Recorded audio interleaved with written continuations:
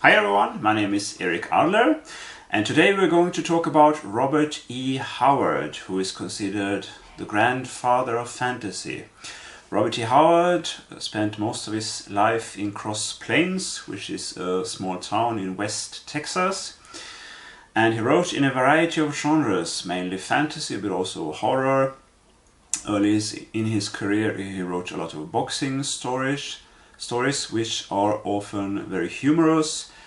At the end of his career he wrote more and more Western stories, and at the very end he wrote a few erotic pieces which today are considered more like romance stories.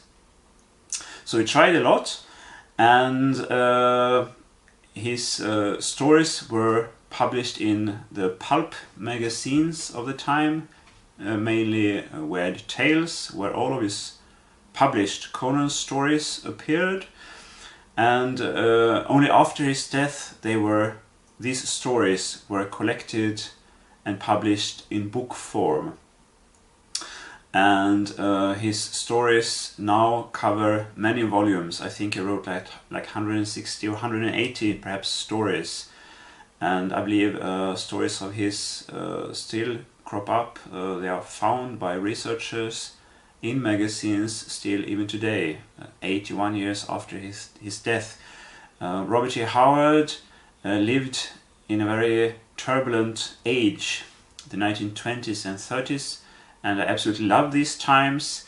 I love, for example, the comedy Midnight in Paris by Woody Allen, where this writer, Jill, an American, goes back to the 1920s in Paris in the night during his walks through Paris, and he meets all these famous people who were in Paris at the time, like Hemingway and Picasso and Dali and many others, and it's really funny. It's a really fun movie. Of course, I also have the movie about Robert E. Howard's life, The Whole Wild World, which I think is a beautiful movie, although the characters, except for Howard himself, I think are fairly idealized. Nobel Prize, I think, is idealized, and especially Howard's parents, who in reality basically made everything they could to prevent these two from meeting. Nobel Prize was Howard's only girlfriend during his life. They had a very difficult relationship, and the movie tells the story of their meeting and their relationship from her perspective in the last years of Howard's life. I think it's a fairly good movie, but you have to take it with a grain of salt. And if you want to know anything about Howard, of course it's better to read a biography, or what I found even more interesting were Howard's letters to H.P. Lovecraft. They are very interesting and give really a close insight into the times. This was the time, for example, of Bonnie and Clyde, which I mentioned in the letters. And although I really love the times, I love the Roaring Twenties, as it's called in English. Here in Germany we say the Goldenen Zwanziger, the Golden Twenties. The Swedes talk about the Merry Twenties. I can understand that Howard hated his own age, because this was also, of course, the time of the Great Depression in the US and in other countries.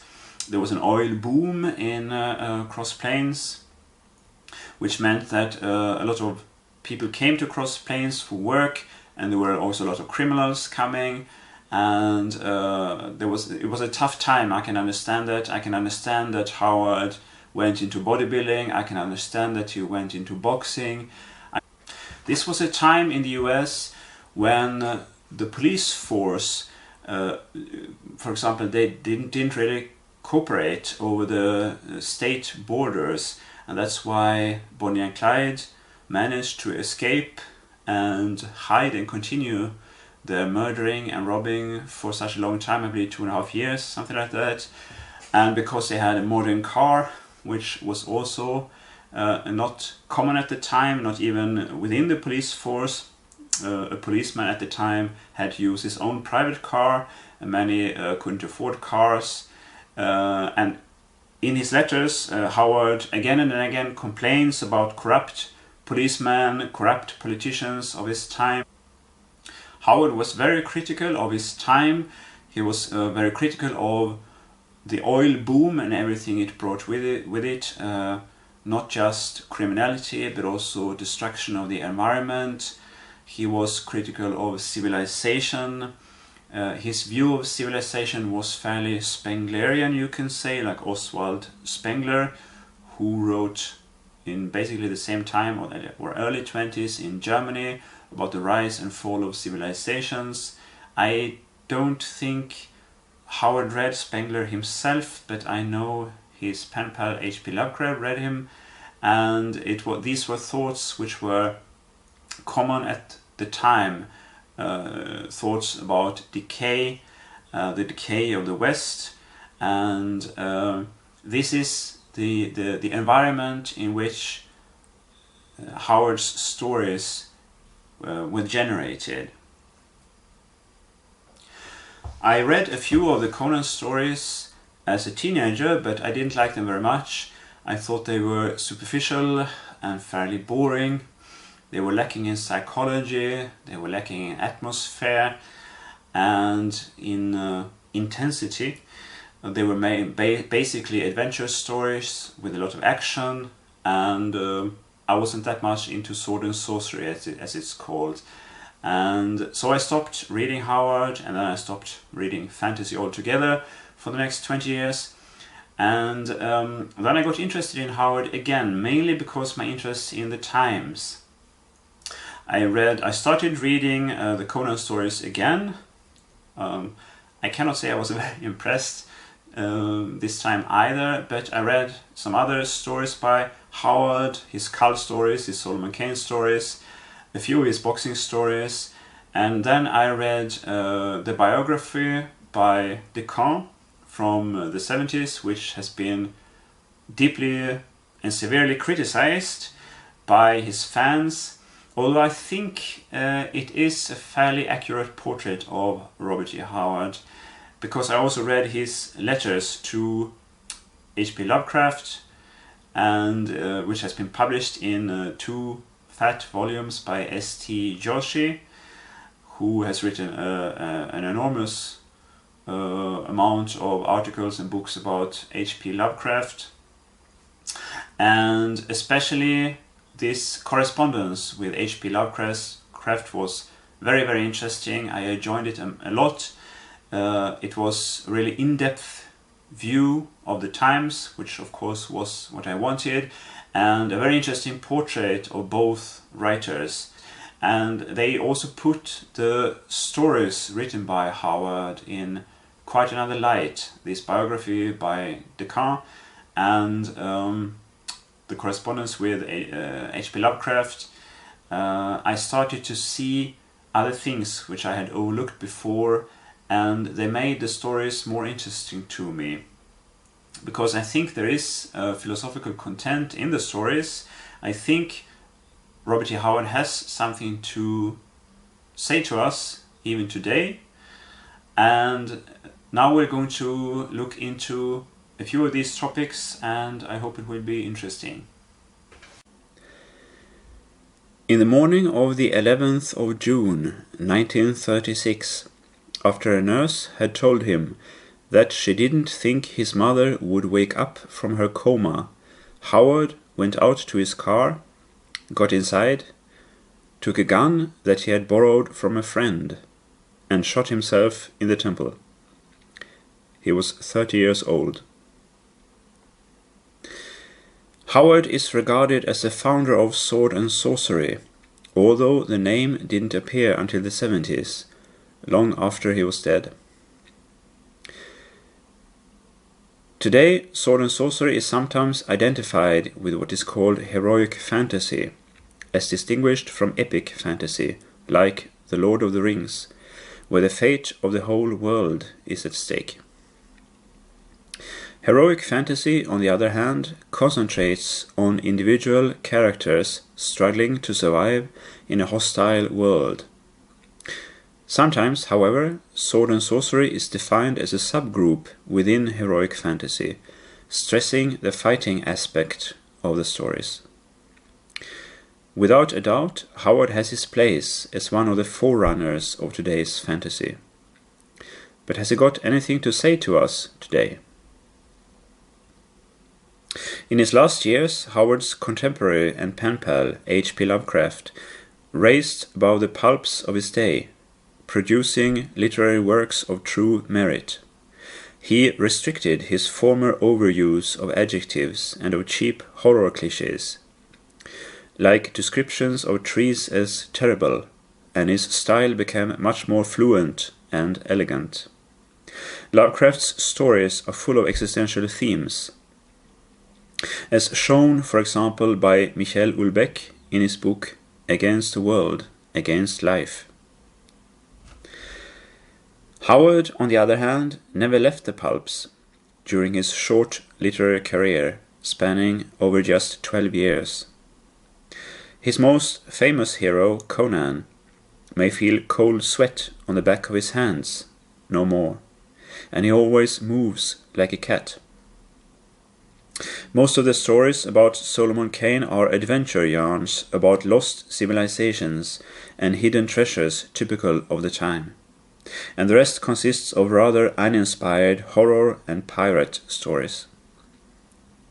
Kull, the predecessor of Conan, differs from his more famous colleague mainly through his latent depression, which makes him somewhat more interesting, and there are a few beautiful scenes, for example when Kull is fighting his enemies standing on a wall in the moonlight. Conan, never troubled by any dark thoughts, is a fairly Victorian barbarian, a gentleman towards the ladies, never showing any cruelty. In earlier versions of the first stories, Conan too suffered from depression. But Howard rewrote the character for commercial reasons. The Kull stories sold badly, and Howard grew tired of his depressed heroes. At the end of his life, he claimed in his letter to Lovecraft that he had no interest in being an artist, and that he wrote for money. Considering the more and more frequent hospital bills for his mother's treatment, this may be understandable. In spite of the low quality of most of what Howard wrote, there are interesting and important themes in his work. For being able to fully understand the social criticism in the stories, we need a biography and the letters to Lovecraft. The standard interpretation of Conan as an idealized version of Howard himself, and of the stories as juvenile fantasies of adventure, power, and sexual fulfillment, which can be found also in de Camp's biography Dark Valley Destiny, is superficial, as is de Camp's approach in relating the Conan character to Howard's father. De Camp's theory is based on the fact that as a young man, Isaac Howard was a tall and strongly built man with black hair and blue eyes, thus looking somewhat like Conan. But the Conan character sheds far more light on Howard's relation to another family member, namely his mother. Hester Howard's importance in Howard's life was based on two factors: her illness and her control. Her tuberculosis influenced Howard's life from his earliest childhood. This fact, together with her extreme need for control, made it impossible for Howard to break free from his parents. As it turned out, Howard's ties to his mother meant that he was not able to live with the knowledge of her impending death. Here another writer comes to mind, plagued by illness his whole life, and likewise suffering from pressure from a controlling mother, Friedrich Nietzsche. Howard's heroes generally, and Conan specifically, represent the opposite to the world of his mother, namely health and freedom, as does Richard Wagner's Siegfried, admired by the young Nietzsche. Both Nietzsche and Howard were driven by their need for freedom, to severely criticizing their respective societies. In Twilight of the Idols from 1888, Nietzsche uses a hammer in the way of a tuning fork to reveal the hollow sound of false idols, laying bare the blind faith in science, the hypocrisy and established religion, and the moral prejudices of the age. Likewise, through his characters, Howard presents us with a counter-image to the stupid and cowardly belief in authority present in his day.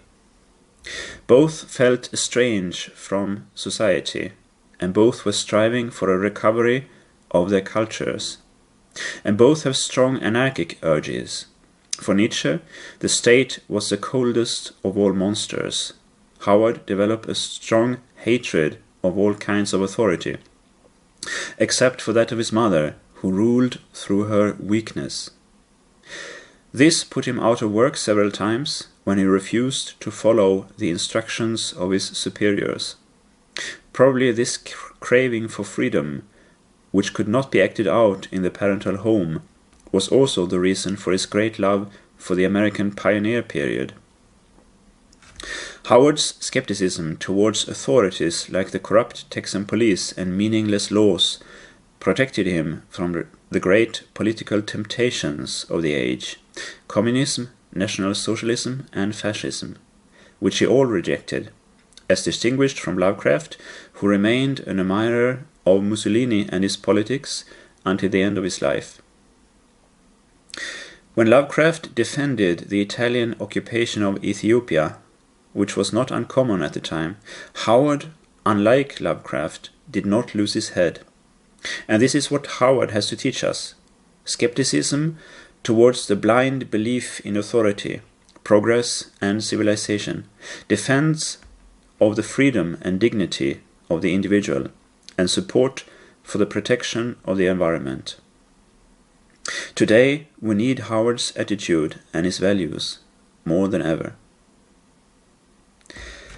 There are two scientific works about Howard which are well worth the read: The Dark Barbarian and The Barbaric Triumph. The books cover all the genres in which Howard wrote, including his poetry.